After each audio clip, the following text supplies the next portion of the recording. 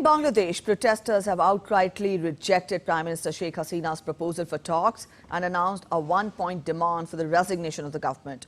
The coordinators of the quota reform movement announced it at a massive rally at the central Shahid Minar in Dhaka on Saturday evening. Nahid Islam, Sargis Alam and other key coordinators of the movement also said that they will enforce the non-cooperation movement starting from Sunday. Nahid Islam, Sargis Alam and other coordinators announced it at a massive rally in central Shahid Minar in Dhaka on Saturday evening. They also said that they will enforce the non-cooperation movement from Sunday onwards. The announcement came after Prime Minister Sheikh Hasina called upon the agitating students to sit with her at Gono Babhan to end the violence centering the quota reform protests.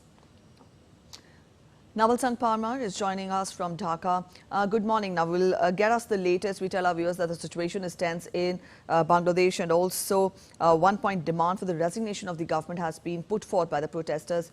Get us the latest first.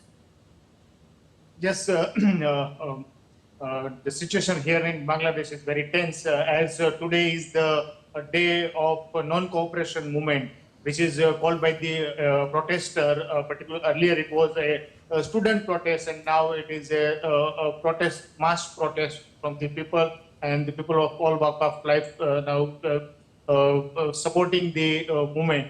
And the non-cooperation movement was announced on Friday, but yesterday there were a development from the government side also, and Prime Minister Sheikh Hasina offered to talk, and she said that the doors of the Gana Bhavan is open for the students, but the student, as you mentioned, that outrightly rejected offer of the talks with the Prime Minister, and they have now a one-point demand, and that is the resignation of Sheikh Hasina-led government in Bangladesh.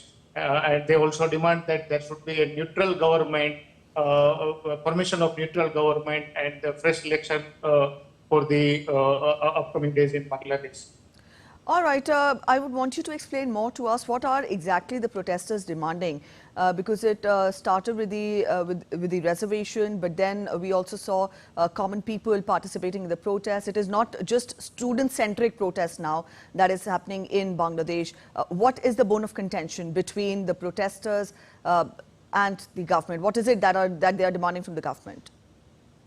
Earlier, it was a quota reforms movement, and in that the protesters were asking, mainly the students, for the reforms in the quota system. There were a 56% quota in the government job, and in that 30% of block was reserved for the children and grandchildren of the freedom fighters of Bangladesh who fought the liberation war of Bangladesh. The students were demanding to reform the quota system, and during this demand and this movement, on the 16th July and then onwards, there were many casualties during the protest between the clashes between the police and the protester. And then after there were a blockout of internet, implementation of the curfew.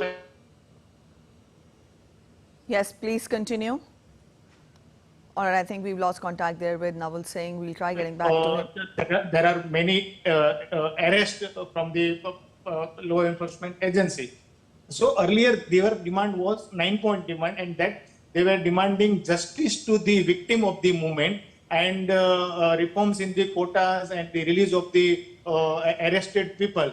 But after that, the movement become more popular, and people from a different walk of life also joined, and some political parties, opposition, Bangladesh Nationalist Party, as well as the recently banned Jamaat-e-Islami Bangladesh and the Shibir also, though they are banned, but they are supporting from hideouts and supporting from the outside to the movements. So now this movement started as a student movement, quota reforms movement, now become a political movement.